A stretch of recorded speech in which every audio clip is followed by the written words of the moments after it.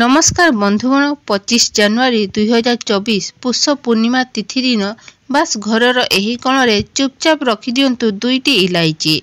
माता लक्ष्मी को आशीर्वाद रु एते धन आसीबो जे आपनकर सात पीढ़ी मध्य करिवे सेही धनरे राज।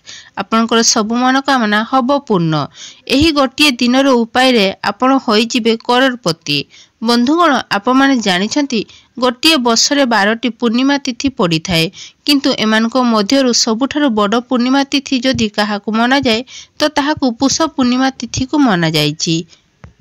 कहीं शास्त्र अनुसार एही दिन निजे माता लक्ष्मी धरित्री को बास करियाकु आसीथांती और पेचा को वाहन रूपे धरी पूरा धरित्री रे भ्रमण करिथांती। वेद पुराण रे मध्य कुहा जाइछि एही पूर्णिमा रे आपण जेउ भी उपाय करिथांती तो ताहार लाभ पूरा वर्ष जाक मिली थाए। बंधुगण 25 जनवरी को पड़ुथिबा पुष पूर्णिमा तिथि रे हिंदू पंचांग अनुसार एही वर्ष 24 जनवरी को राति 9:24 रे पुष मास शुक्ल पक्ष तिथि आरंभ हेबो एवं आग दिन अर्थात 25 जनवरी को राति 11:23 रे पर्यंत रहिबो। वेद पुराण अनुसार जदि आपण पुष मास पुष पूर्णिमा तिथि दिन ब्रह्म मुहूर्त रे सकाळु सकाळु सोई उठिबे, पूरा दिन जाक व्रत रखिबे, कोनसी पवित्र नदी रे जाई स्नान करिवे, दान दक्षिणा करूछंती तो आपण को साक्षात माता लक्ष्मी कर आशीर्वाद और वरदान निहाती मिलिबो, जहा फल रे आपण को जीवन रे एक चमत्कारी और सकारात्मक बदल आसीबो।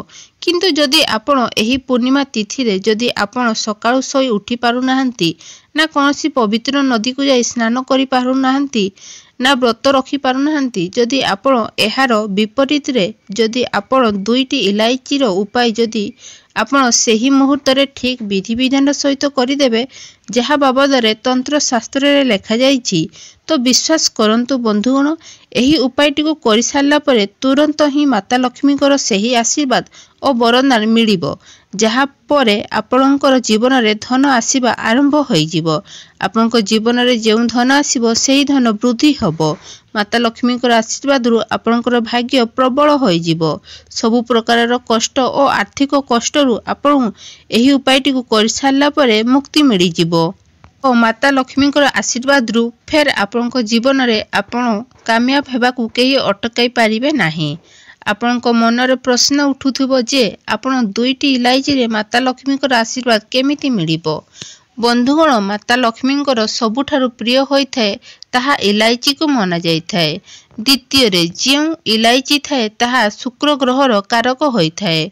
शुक्र ग्रह धन संपदायर ग्रह को मना जाई थाए एवं जेउ व्यक्तिर शुक्र ग्रह मजबूत थाए बा शुक्र ग्रह सेही व्यक्तिर साथ देई थाए तो सेही व्यक्ति जीवन सारा धन सुख शांति समृद्धि रे जेउ कोनसी लाभ मिली थाए।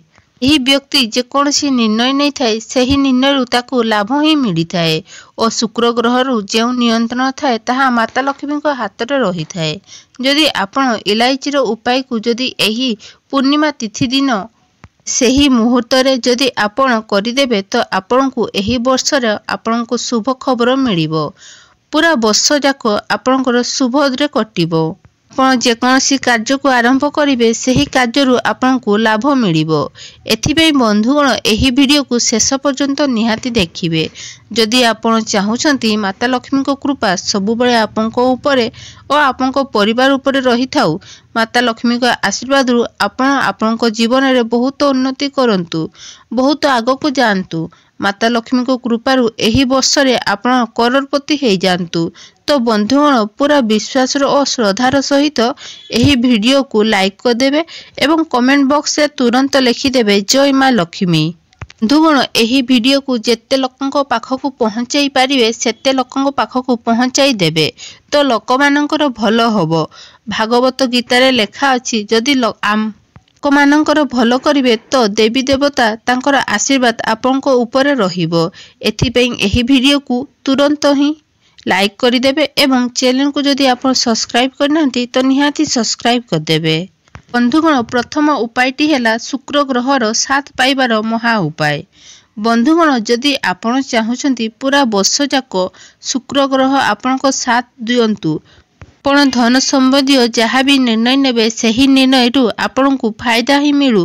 ପୁରା ବର୍ଷ ଯାକ ଆପଣଙ୍କ ପାଖକୁ ଧନ ଆସୁ, ସେହି ଧନ ବୃଦ୍ଧି ହେଉ। ତ ବାସ୍ ଗୋଟିଏ ଛୋଟ ଉପାୟ କରିଦେବେ। ଆପଣ ଏହି ଉପାୟଟିକୁ ଏହି ପୂର୍ଣ୍ଣିମା ତିଥିରେ କରିଦେବେ। ଦେଖନ୍ତୁ ବନ୍ଧୁଗଣ, ପୁଷ ପୂର୍ଣ୍ଣିମା ତିଥି ଦିନ ଆପଣ ସୂର୍ଯ୍ୟ ଅସ୍ତ ପରେ ଭଲ ଭାବରେ ସ୍ନାନ କରିବେ ଓ ଲାଲି ରଙ୍ଗର କପଡ଼ା ପିନ୍ଧିବେ। ମାତା ଲକ୍ଷ୍ମୀଙ୍କ ପୂଜାରେ ଯେତେବେଳେ ବି ଲାଲି ରଙ୍ଗର ବ୍ୟବହାର କରାଯାଏ ତ ସେହି ପୂଜା ତୁରନ୍ତ ହିଁ ସିଦ୍ଧି ହୋଇଥାଏ। ଆପଣଙ୍କୁ 2ଟି ଇଲାଇଚି ନେବେ। ଆପଣଙ୍କ ପୂଜା ଘରକୁ ଯିବେ। ସେଠାରେ ଗୋଟିଏ ମାତା ଲକ୍ଷ୍ମୀଙ୍କର ଫଟୋ ବା ମୂର୍ତ୍ତି ସାମ୍ନାରେ ଆପଣଙ୍କ ପୂଜା ଘରେ ଗୋଟିଏ ଘିଅର ଦୀପ ଜଳାଇବେ। 2ଟି ଇଲାଇଚି ଆପଣଙ୍କ ହାତରେ ଧରିବେ ଏବଂ ମାତା ଲକ୍ଷ୍ମୀଙ୍କର ବୀଜ ମନ୍ତ୍ର 11 ଥର ଜପ କରିବେ।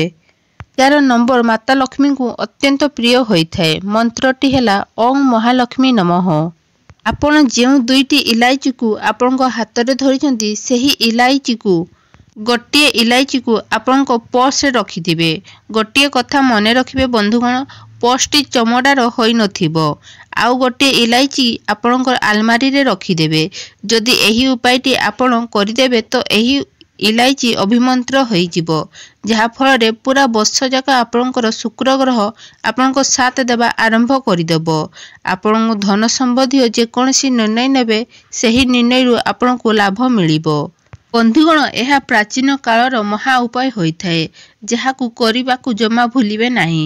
ଦ୍ୱିତୀୟ ଉପାୟଟି ହେଲା ମାତା ଲକ୍ଷ୍ମୀଙ୍କର ଆଶୀର୍ବାଦ ପାଇବାର ମହା ଉପାୟ।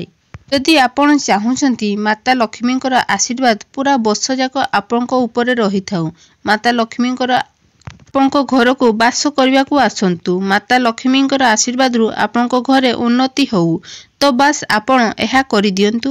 25 ଜାନୁଆରୀକୁ ସକାଳୁ ଭଲ ଭାବରେ ସ୍ନାନ କରିବେ। ଗୋଟିଏ ତମ୍ବାର ନୋଟା ନେବେ, ସେଥିରେ ଜଳ ଭର୍ତ୍ତି କରିବେ। ସେହି ଜଳରେ ଗୋଟିଏ ଇଲାଇଚି ଢାଳି ଦେବେ ଏବଂ ସେହି ଜଳକୁ ଆପଣ ସଦାବିହାରୀ ଗଛରେ ଅର୍ପଣ କରିଦେବେ। ବାସ୍ ଏତିକି ଉପାୟ ଯଦି ଆପଣ ଏହି ପୂର୍ଣ୍ଣିମା ତିଥିରେ କରିଦେବେ, ଏହି ଉପାୟଟିକୁ ସକାଳ ସମୟରେ କରିବେ। ଏହି ଉପାୟଟିକୁ କରିବେ ତ ମାତା ଲକ୍ଷ୍ମୀଙ୍କର 8ଟି ସ୍ୱରୂପ ଆପଣଙ୍କୁ ତାଙ୍କର କୃପା ମିଳିବ, ଯାହାଫଳରେ ଆପଣଙ୍କ ଜୀବନରେ ଧନ ବୃଦ୍ଧି ହେବ। ଆପଣଙ୍କ ଜୀବନରେ ଧନ ଆସିବାର ସବୁ ପ୍ରକାରର ରାସ୍ତା ଖୋଲିଯିବ। ତୃତୀୟ ଉପାୟଟି ହେଲା ଭାଗ୍ୟର ସାଥ ପାଇବାର ମହା ଉପାୟ। ବନ୍ଧୁଗଣ, ଯଦି ଆପଣ ଚାହୁଁଛନ୍ତି ପୁରା ବର୍ଷ ଯାକ ଆପଣଙ୍କର ଭାଗ୍ୟ ଆପଣଙ୍କ ସାଥ ଦେଉ, ମାତା ଲକ୍ଷ୍ମୀଙ୍କ କୃପାରୁ ଆପଣଙ୍କ ଉପରେ ପୁରା ବର୍ଷ ଯାକ ରହୁ, ତ ଆପଣ ଏହି ପୂର୍ଣ୍ଣିମା ତିଥିରେ ଆପଣଙ୍କ ଘରେ 11ଟି ରୁଟି ବନାଇବେ।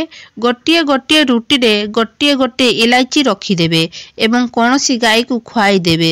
ଯଦି ଏମିତି ଉପାୟ ଆପଣ ଏହି ପୂର୍ଣ୍ଣିମା ତିଥିରେ କରିଦେବେ ତ 33 କୋଟି ଦେବୀ ଦେବତାଙ୍କର ସହିତ ମାତା ଲକ୍ଷ୍ମୀ ଏବଂ ଭଗବାନ ଶିବ ବାବାଙ୍କର ଆଶୀର୍ବାଦ ଆପଣଙ୍କୁ ମିଳିବ, ଯାହାଫଳରେ ଆପଣଙ୍କର ଭାଗ୍ୟ ପ୍ରବଳ ହୋଇଯିବ ଏବଂ ପୁରା ବର୍ଷ ଯାକ ଆପଣଙ୍କର ଭାଗ୍ୟ ଆପଣଙ୍କ ସାଥ ପାଇପାରିବେ।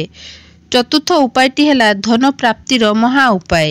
ବନ୍ଧୁଗଣ, ଯଦି ଆପଣ ଚାହୁଁଛନ୍ତି ଏହି ପୂର୍ଣ୍ଣିମା ତିଥି ପରେ ଆପଣଙ୍କର ଘରର ଧନର ବର୍ଷା ହେଉ, ଆପଣଙ୍କ ଘରକୁ ଧନ ଏତେ ଆସୁ ଯାହା ପରେ ପୁରା ପରିବାର ଧନର ଅଭାବ ନ ହେଉ, ପୁରା ବର୍ଷ ଯାକ ଧନର ଆଗମନ ରହୁ, ତ ବନ୍ଧୁଗଣ ସର୍ବପ୍ରଥମେ ଗୋଟିଏ କଥା ବୁଝିଯାଆନ୍ତୁ, ମାତା ଲକ୍ଷ୍ମୀଙ୍କର ପୂଜାରେ ହଳଦୀର ପ୍ରୟୋଗ କରିଲେ ବହୁତ ବେଶୀ ଶୁଭ ହୋଇଥାଏ।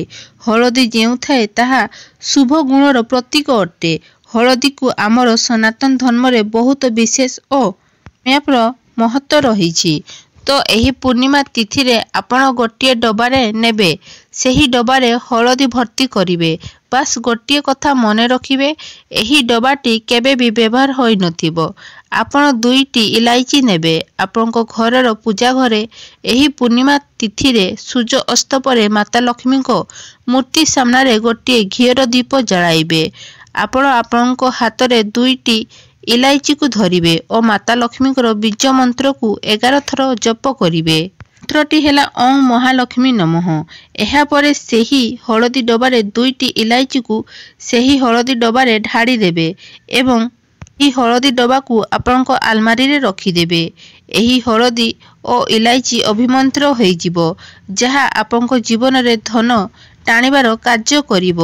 ସେହି ହଳଦୀ ଓ ଆଜି ପୂର୍ଣ୍ଣିମା ତିଥି ପରେ ମାତା ଲକ୍ଷ୍ମୀଙ୍କର ସେହି ବରଦାନ ଆପଣଙ୍କୁ ମିଳିବ ଏବଂ ଆପଣଙ୍କ ଜୀବନରେ ଧନ ଆସିବ। ଧନ ଆସିବାର ସବୁ ରାସ୍ତା ଖୋଲିଯିବ।